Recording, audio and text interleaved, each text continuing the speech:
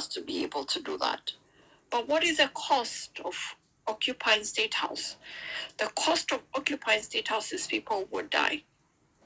All right? So are we willing to die for people to occupy State House? Personally, as me, because I have a brother that is smack in the middle of Gen Z, and also Gen Z is like just the age group around my brother, my younger cousins. Do I want people to die for us to occupy State House? No. Would I want us to occupy State House without us dying? Yes. Is there an opportunity for us to occupy State House without people dying? Absolutely not. People would die. So for me, this is my thing. If you are willing to die as a group and as an organization, because me, I'm willing to die. Me personally, as me, like I said at the beginning of this space, my address is public. Where I am, it is public. If the Kenyan government wants to shoot me in my house right now, they are welcome to do it. I have never hidden. I have never tried to hide who I am, my identity, my name, my face has always been everywhere. I'm always ready, willing, available to be at every interview, every opportunity I have to speak against the Kenyan government. I'm ready to do it. All right? But if it means that you have to put your life on the line when you do not have to, don't do it. So if it means that we have to go into parliament and you as a person speaking in this space and listen to this space, you have to die, I'm not happy with it. I do not want you to die. I want us to succeed against William Ruto's government. I want him to resign so we do not have to remove him, because removing him also means unnecessary loss of life. Like we have seen with this finance bill 2024, people have died. But then after people have died, maybe at this point the count is 300 people. And now those people have died for nothing. Because this man then said, oh, we are withdrawing now the bill. Now we we didn't know. We did not know. This one is gaslighting us. Which means these people who died yesterday, who died in a protest, died for nothing. So if there's a way for us to achieve our goals without somebody dying, 10,000% I welcome it. 10,000%. So I will not take responsibility for people being in my DMs and people being on my ads and people subbing me and being like, oh, you're beating the war drums, or you're telling people to go to State House, or da. I am not saying that. I'm saying William Ruto needs to go home. Whatever means we need to take for him to go home, they are welcome to me. If occupying State House is how we get him to go home, I would be open to that. But if occupying State House means that people who don't need to die end up dying, I'm willing to be like, what are the alternatives?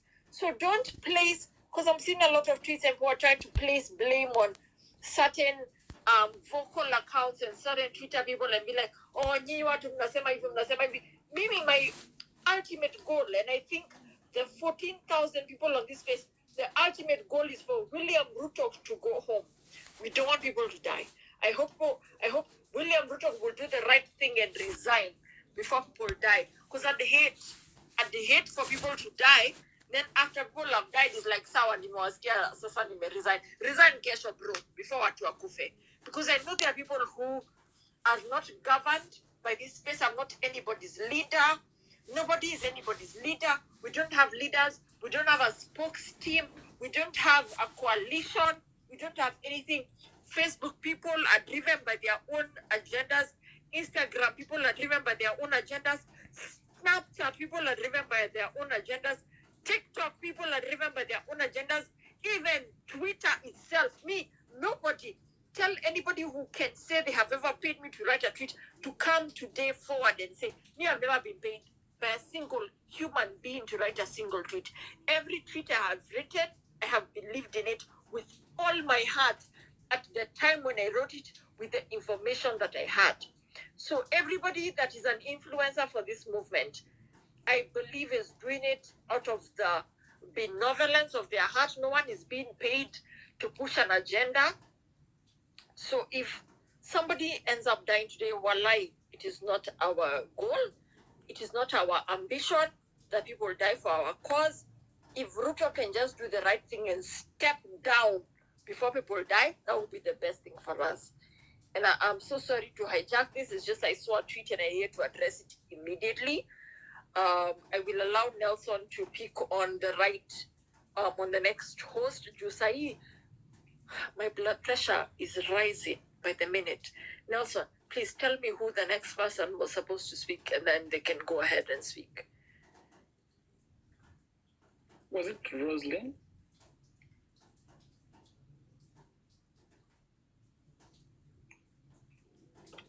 Oh, she needs to be accepted. Bob, did you speak? No, I haven't, but if you give me the chance, I can just finish and drop the mic. Okay, go ahead. You have 3 minutes. Thank you for this space. And first of all, I'll just say RIP to all our fallen soldiers. And may the injured recover as soon as possible, so we continue this fight. I have 2 or 3 agendas that I'm just going to mention here real quick. One is we have fought the fight. We have not won yet. We have lost some people, which is quite unfortunate, but I believe it's too late to back down based on the events of yesterday and that week that we lost 2 of our comrades. So it's something that if we give up now, it means they have shed their blood for no reason. But also, yes, marching to Statehouse is kind of a very, very dangerous thing based on the fact that we are not the military, and then the military are not on our side. Look, if we had the military now, the people's side, it could have been a people's march with the military going for a coup to dispose a president who people don't have any faith in. So the fact that we still have other means of picketing and just massive protests, okay, like it happened, the Arab Spring, okay? Yes, most of them did not make it to the parliamentary place until the leaders had taken off or run away or something. But the youth, we can still keep on pushing. We can still stop any business from happening all over the country until we get our demands. Okay, we have many other ways. All we need is proper organization to make sure that people are there, people are showing up. I want to show that we've fought so hard so far. We have won a little, not all. The dropping the finance bill is a very small win. The whole country, I believe, needs a reset. And this is our only opportunity, because if you look since independence, we've been a country of the status quo. We go through an election, whatever is there goes on. We wait for another round of election.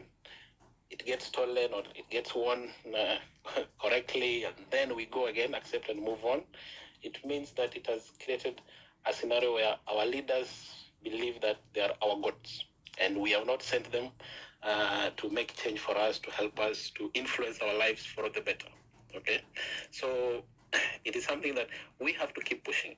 Giving up now, it's way too late for that.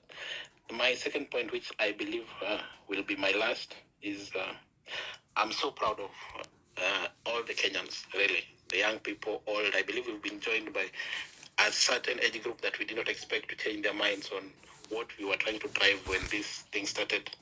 And I'm so proud. It's something that has taken all Kenyans. For the first time, Mr. Ruto has managed to unite Kenyans. We are never this united. I believe the last time we were this united was the elections in 2002, where we were all united against Moi, where yote yawezekana bila Moi.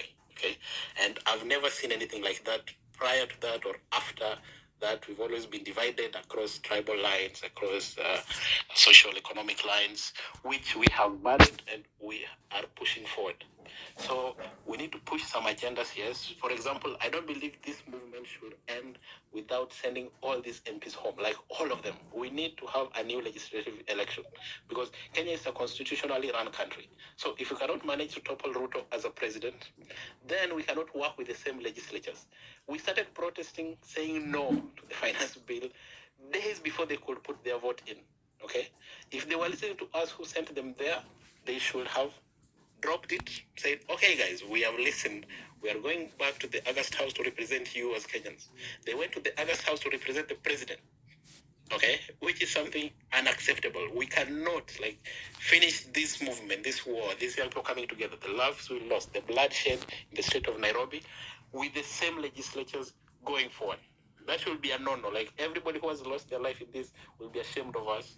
The world will be ashamed of us if we just keep saying, okay, we'll wait till 2027 to change them. We cannot recall them, yes, but we have to make some demands as young people that these guys have to go home. Mostly the MPs. Okay, if we cannot topple the president based on the infrastructure that we have as the citizens.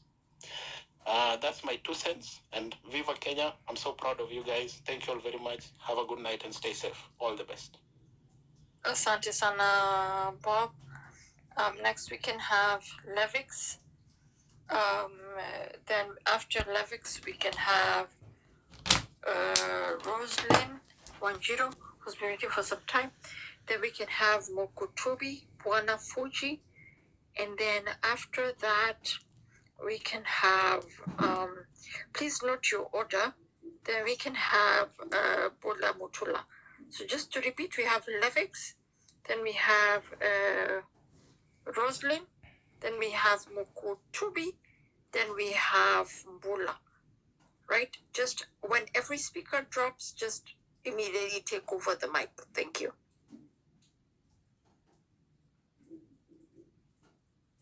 Yeah, Jelani, sorry, I already spoke, but I could just maybe highlight a few other things. Just on the issue of exploitation of labor, I think that is one thing that I'm not so happy about.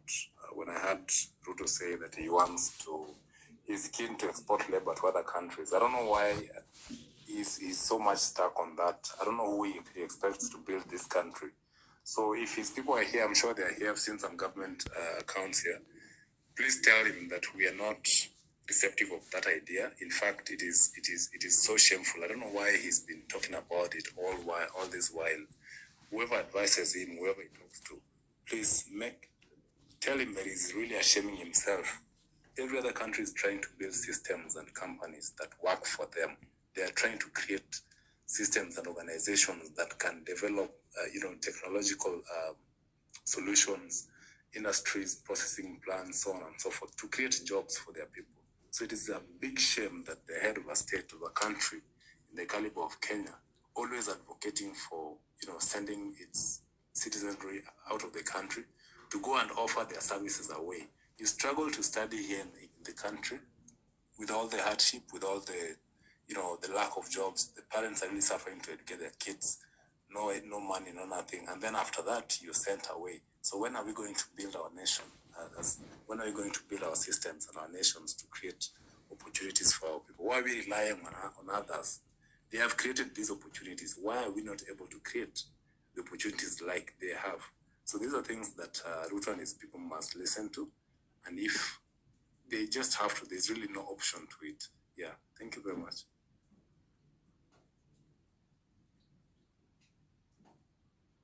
Next person.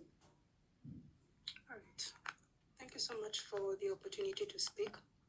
I'll make my remarks brief as both an encouragement and a call to action at the same time. The first is that may we mourn with those who are grieving through this time, those who have lost loved ones, those who are injured, and also for our own collective grief, because unless we grieve, we will not have the mental clarity to proceed. Secondly, let's take advantage again of the internet, as we've seen its power, to prepare ourselves for the connected future of work. Where the education has been downplayed, then let's use it as a point of strength going forward. And my remarks may seem out of course, but this is an encouragement to take free courses where we can, scholarships online, paid programs, and this is to expose ourselves to the skills that the rest of the world is demanding, because we can make an impact as global citizens right here from home. I believe, even as the previous speakers have mentioned, that we have what it takes to build Kenya and make it as amazing as possible, both for ourselves and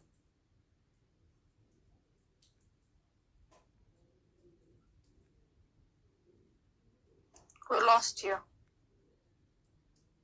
Can you hear me now? Yeah. All right, thanks. So the third is that let's be as involved as possible with the Constitution and the bills. I'll encourage those who have not read the Constitution or any of the finance bills just to take some time to read on their own, to read with a fine-tooth comb, because unless we are like in tune with the facts, then it's very easy to be taken over by misinformation. So as we stand on our convictions, let's stand on facts. Let's stand on the projects that have succeeded, the projects that have failed, and with that accuracy, we'll be able to form our own convictions going forward.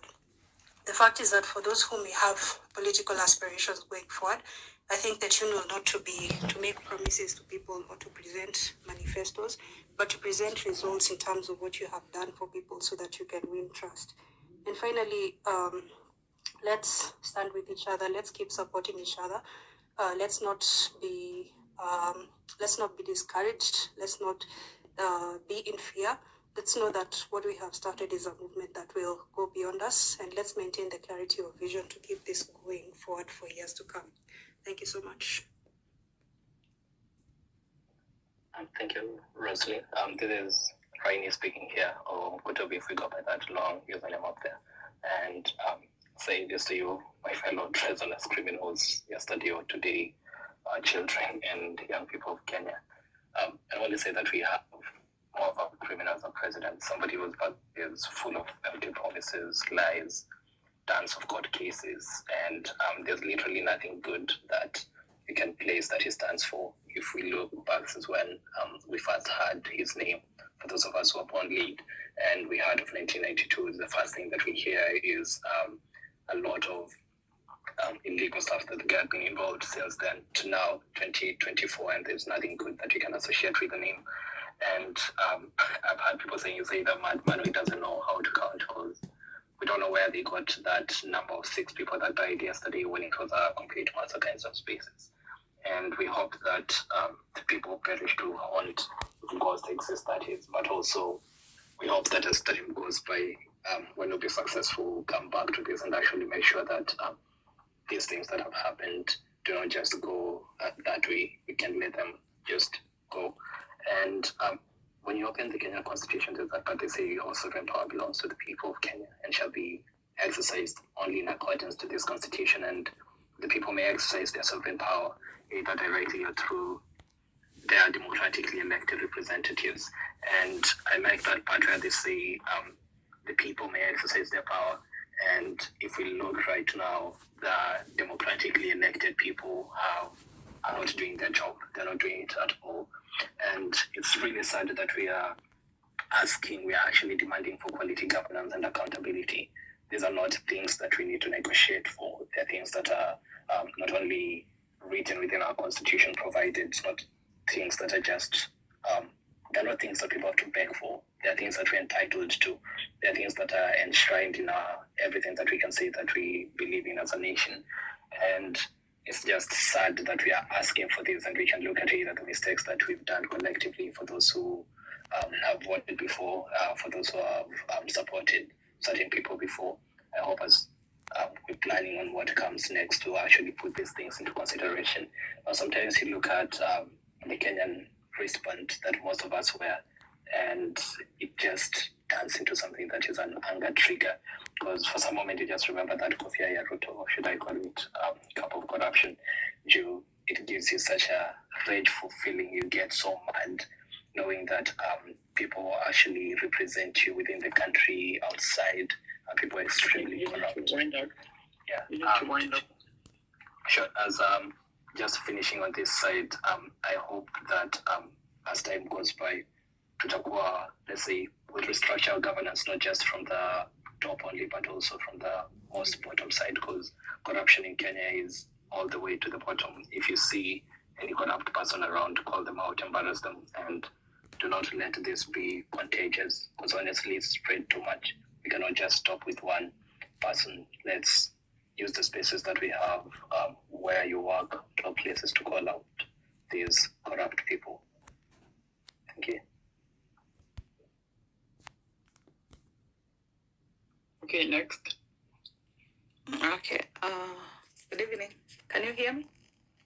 Yeah. Yeah. Mine is to say that I've seen what we have been advised by the LSK chair, and I think tomorrow, since we have our... Sorry?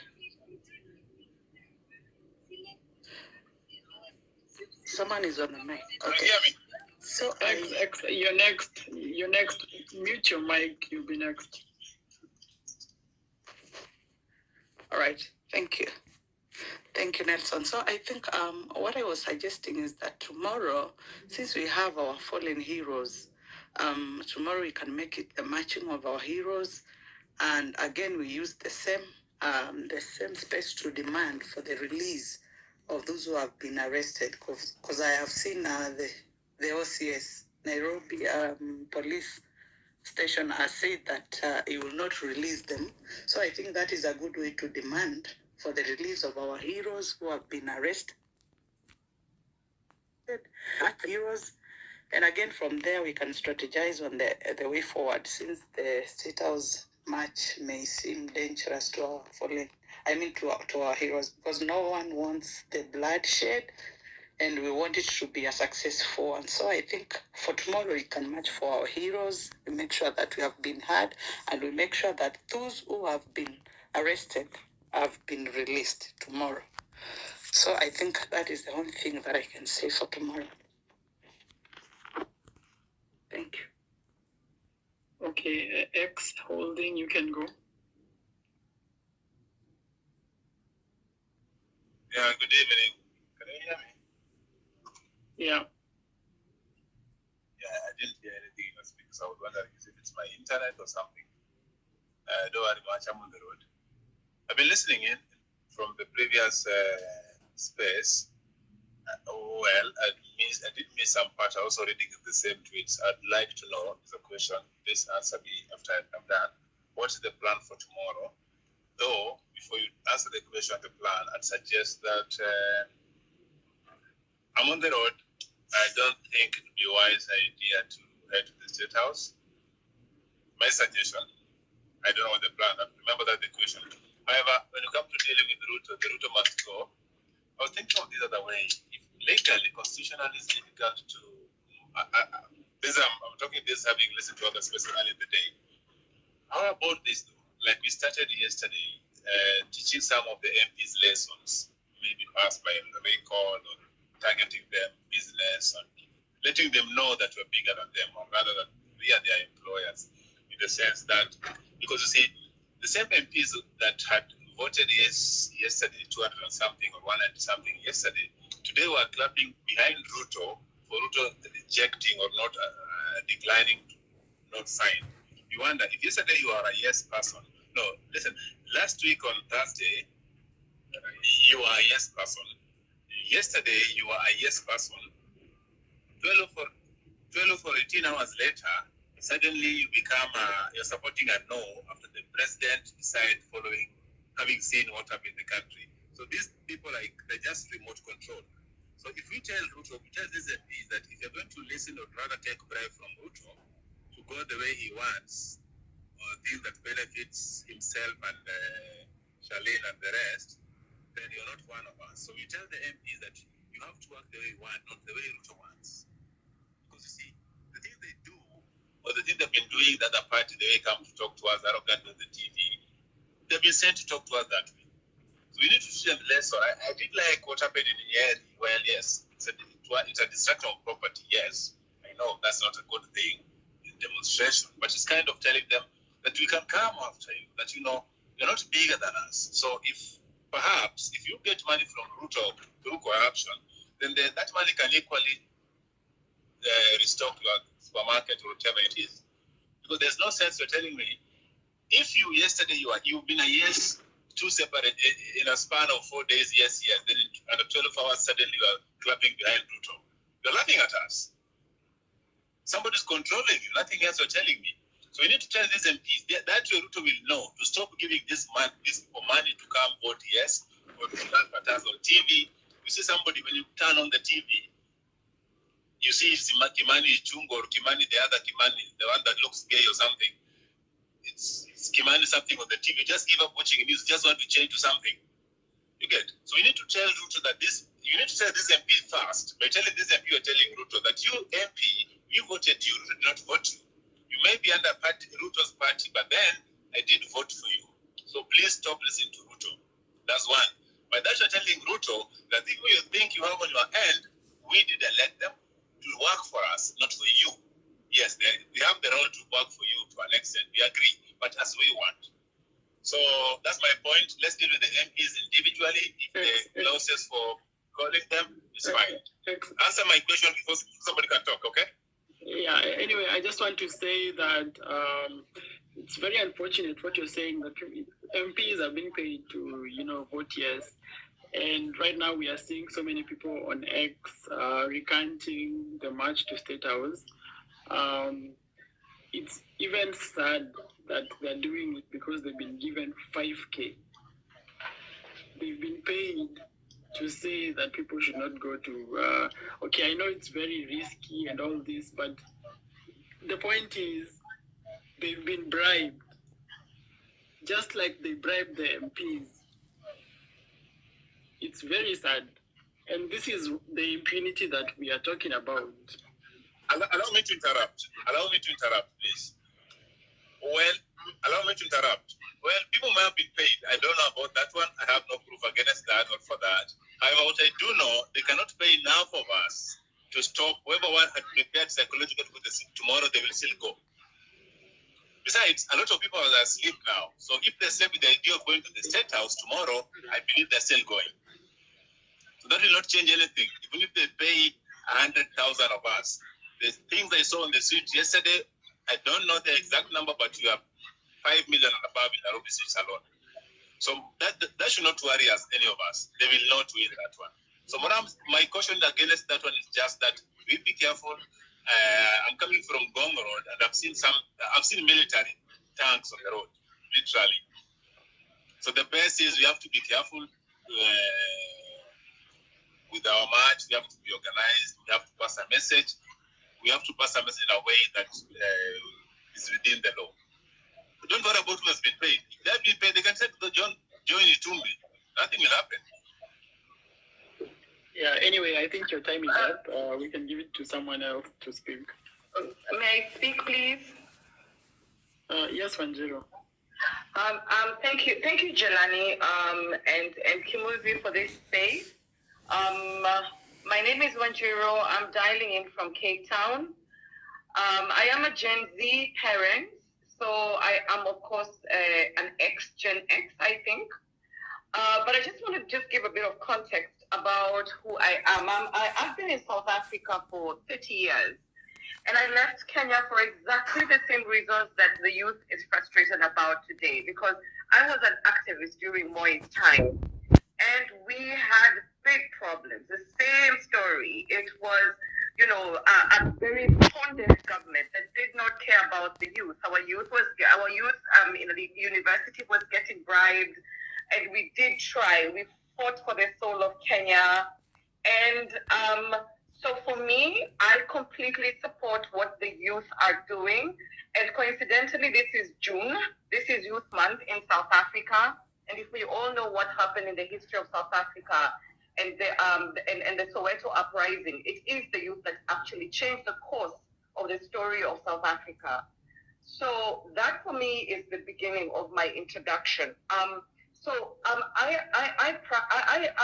studied law in South Africa, and I want to tell you a bit about the structure of this government. The reason why we've got a constitution and we've got the institution that support our democracy, because we have a very good constitution. And I'll just mention the most important ones. It's the judiciary, the public protector's office, the auditor general, and the electoral commission. Now, considering how divided this country is, and you know the politics of this country, it is those institutions that create the checks and balances that enable this country to still be on its feet. Now, where I feel that Kenya has failed, especially, and I'm going to call out the judiciary as part of my peers. The judiciary has failed our country. It has failed to provide an oversight of the executive and the legislature. Now, I can see that obviously because clearly the law is a suggestion. Those pictures that we see of politicians flaunting their wealth, like mocking the public, showing off, it's a mockery to hungry, overtaxed people.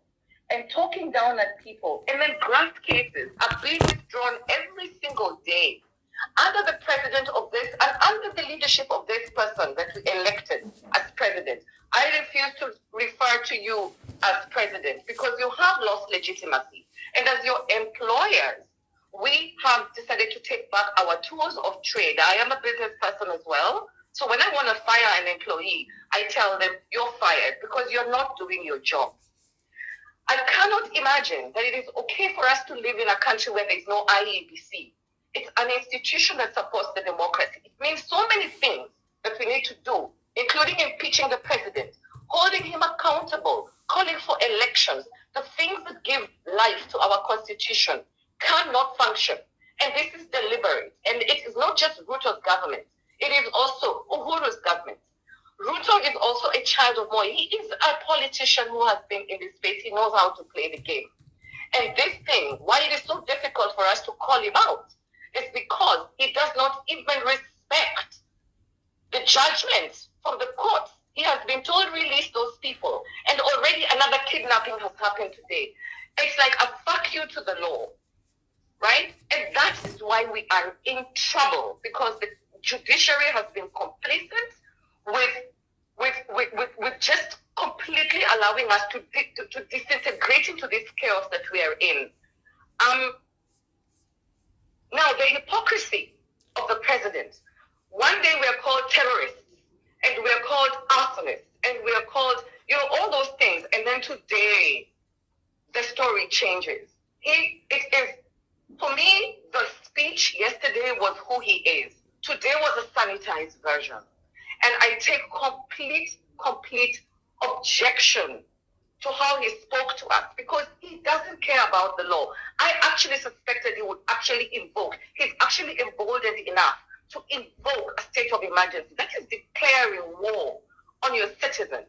The army can only be released in a country when there is external aggression. Bringing out the army, invoking that section of our constitution is a clear fuck you to the constitution. Again, it's because the rule of law is a suggestion. And the youth of Kenya, I applaud you for saying enough is enough. Our structure is completely broken. And that emboldening of the cabinet, the parliament, it's just chaos and disorder. So I want to say this to Ruto, if he's listening. You children, I think now you're sons and daughters of terrorists. I want him to know that we are the financiers, we the people, we the sovereign. Today we have reached, I think, 18 million shillings, because we have seen that the government has abdicated its responsibility towards its people. Yes, we are the funders. It's every Kenyan out there that cares about battling for the soul of Kenya. It is not about just that bill. It is about all the abuses of that office. And that is where this government is going wrong, because it is stone deaf. It doesn't listen to the people. And that is now where the sovereign, Article 1, you're exercising your rights to picket and to demand that we get the service that we pay for. They are our employees. They are not our bosses. Wanjiro, you need to wind up. Are you done? All right, who's next? Roslyn? Did you speak? Okay, Pitmaster. Yeah, hi guys. I hope you can hear me loud and clear. Confirm you can hear me? Yes, go ahead. Perfect. Okay, thank you. So now, since these guys are listening to us, I'd love to send a message, first of all, from the Gen Z and also from Central Kenya and Kikuyu. I'd like to tell them, fuck you guys, Maze. You failed us. You have failed us, and you continue to fail us every day. Now, I want to let me ask this question, Bwana Ruto, kama unanisikiza. Why do we have the office of the spouse of the deputy president and having an allocation of 250 million to fight drugs, the same role that is supposed to be run by Nakada, and yet Nakada wanalia hawana do? What is the purpose of that the office of the spouse? in constitution, what does the constitution say about that? You guys should stop being shitty about these things. About these things of the police, the deployment of police to Haiti. I have served as a police officer for your information, Mr. President. And let me tell you, you guys misuse the officers. And you do things against their will. I'm 36 years old. I left that force when I was 30 years old. And let me just tell you the truth. That's the fucking regret I have in my life, having served as a police officer. Because the things I saw, the toxicity in that stuff, Mazits,